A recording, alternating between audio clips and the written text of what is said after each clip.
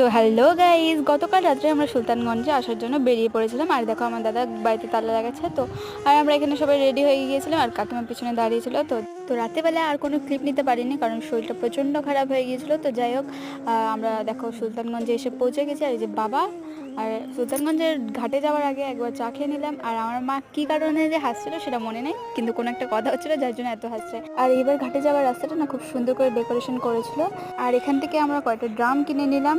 আর দেখো ঘাটে এসে দেখি প্রচণ্ড পরিমাণে মেঘ করেছে।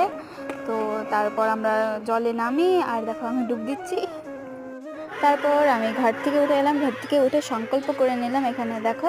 তারপর সংকল্প করে বাসে চলে যাই, বাসে চলে গিয়ে ড্রেস চেঞ্জ করে বসে পড়ি। আর এই যে দেখো আমার একটা বন্ধু, মানে আমার দাদু। তো তারপর এখানে রান্না বান্না করা হচ্ছিলো। তো দেখো কত সুন্দর সবাই মিলে হাতে হাতে কাজ করছিল। তো এখানে তো খাওয়া দাওয়া করে রওনা দিই দেওঘরে যাওয়ার জন্য। তো দেখা হচ্ছে তোমাদের সাথে নেক্সট পার্টে।